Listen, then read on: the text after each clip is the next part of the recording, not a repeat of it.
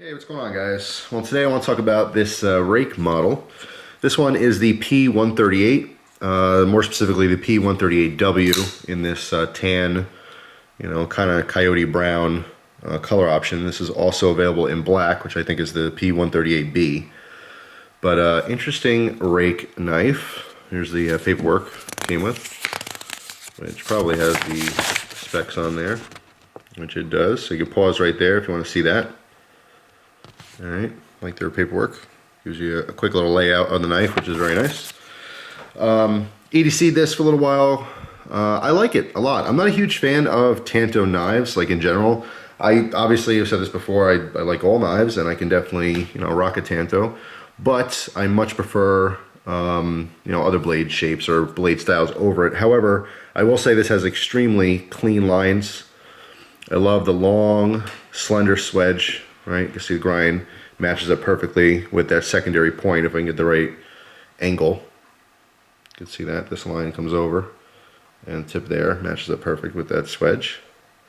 All right, nice clean look, sharp point, also a nice sharp secondary point there. This is a liner lock, all right, flipper model. Now what I like about the flipper a lot is the fact that there's a little shelf here. Okay, there's obviously tons and tons of flippers out there. Some work better than others, some are more comfortable than others, but I'm seeing like a trend where a lot of times they're cut off. Instead of having a nice, like a fine point on here, which sometimes can be uncomfortable to touch, because this has a flat end, and this has no jimping, if you notice. A lot of times they are jimped. There's some kind of texture on there. Because it's flat, there's no irritation whatsoever on the finger, but by design, it's literally like a button. If you push in this button, it opens up, right? You just follow that line. Some flippers you have to do a sweeping motion. You have to actually kind of push down, as opposed to in. Sometimes if the deten's not that strong, you have to push in, like totally inward, and then pull down. There's no thinking here. Anyone will literally put their finger on the flat spot and push, and it just naturally wants to shoot out. It is nice and smooth. Lockup on here is absolutely perfect. There is no wiggle at all in any direction. What I really like too about this liner lock is the cutouts. I'm gonna have to zoom in and show you this. It is an extremely aggressive jimping on here. If you can see how this is done, it's extremely thin little lines. And you can see on the back side, it's flat. On the front side, it's not. So this is actually cut on an angle. And when you come over to sweep, right? I'm gonna let that focus again.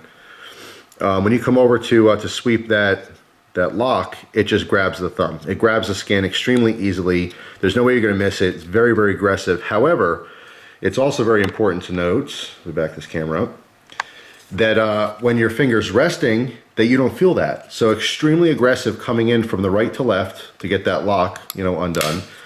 But you do not feel that jimping at all when you're locking down your finger in that finger choil. Okay, I do like curved choils as opposed to angled designs. I mean, it's comfortable. It's not as comfortable as some other ones. You can see this is almost a two-finger choil here, but sometimes in gripping it, this little point here does, rub on the back side of my middle finger. I can just kind of feel it there. It's not sharp or anything, but I like rounded, finger choils more than designs like this. But obviously, with this, Tanto blade, it has a very specific kind of style. Everything's just sharp edges, sharp lines, sharp corners, down to the G10 here, which is actually kind of textured because there's an angle. It's almost a 3D pattern. So you look on top, you can see the cutouts here. So it gives the effect or feel that these are separate individual pieces as opposed to just one solid slab that's contoured and cut. So they're like 3D milled, which is very nice. It's a very nice little detail, especially for the price of this knife, which is between 50 and 60 bucks. All these rake models, I have to get rid of that fingerprint on the plate for me checking the lockup. I know that's super annoying. Yeah, the price on this, between 50 and 60 bucks, I mean, all these rake model knives are just really awesome. I think they're all great. You basically just pick the design you like the most, but they've all really impressed me so far. All right, so I zoom back into the liner lock here. I just want to show you the lockup again, as well as let you know if you're not super into liner locks because you're worried about their strength. If you flip this over, you can see there's actually a secondary lock right on top here. Okay, and all that's doing is putting a little piece of metal in the way of the liner. We get that on the back.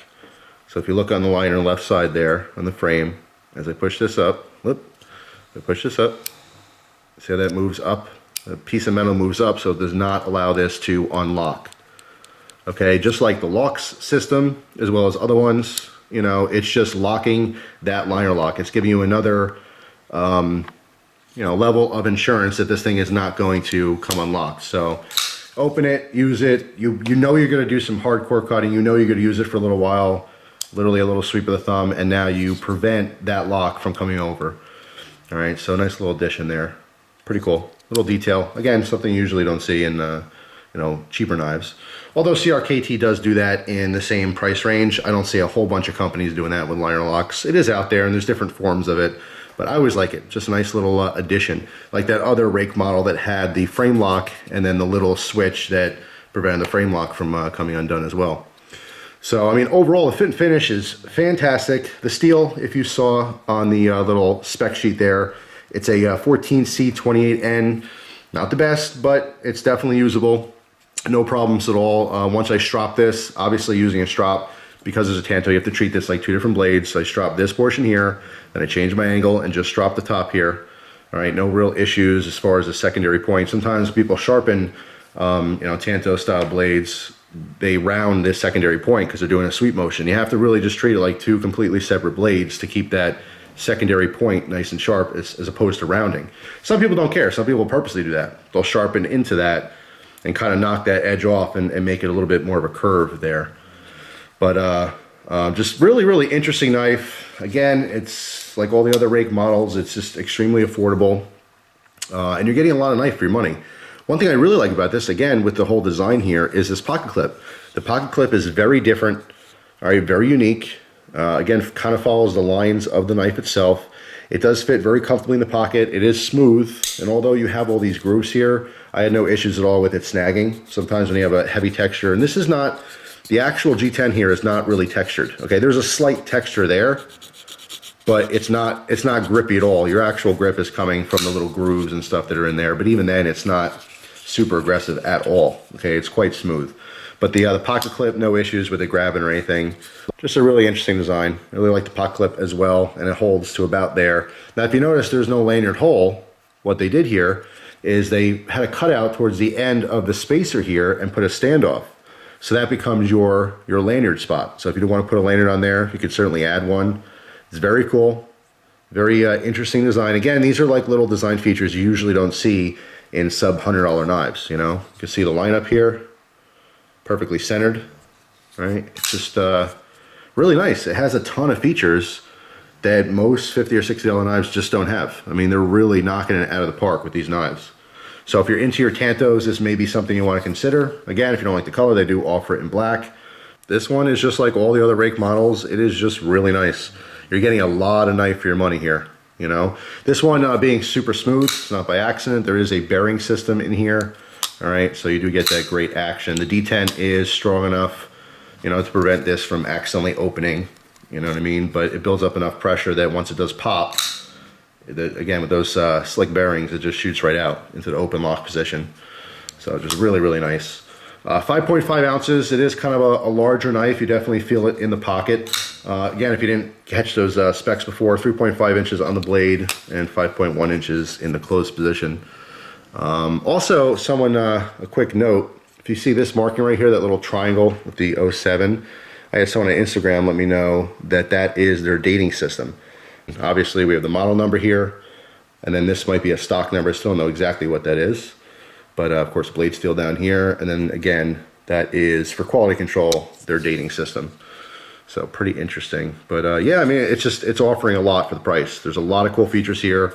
If you take this name off here and put, I don't know, a really high-end steel in here, this could be a $400 or $500 knife. No joke. I mean, the quality is there. The fit and finish is there. Like I said, these bonus little features, design features, it is really, really nice. I still put these, you know, rake knives in the same realm as the Wii knives, you know, and a couple of these just really, really high-end production knives coming out of China and, you know, other places overseas. I mean, they're stepping the game up like crazy.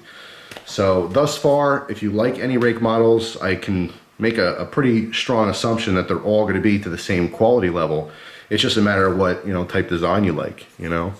But for the people who don't like, you know, all that metal look, you want a little bit more G10. If you do want something with this kind of, I don't know, it's kind of a khaki tan, light brownish type deal going on.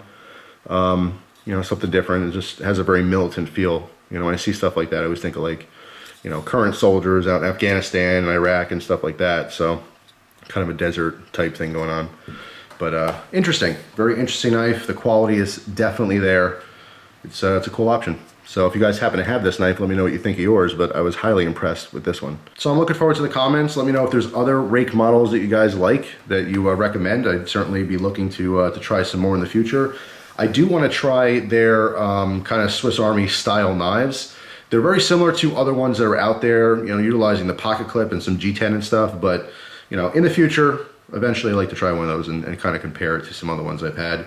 But thus far, their folders are just, you know, through the roof. They're awesome. Great, great value, as well as their fixed blades so far have been really impressive as well.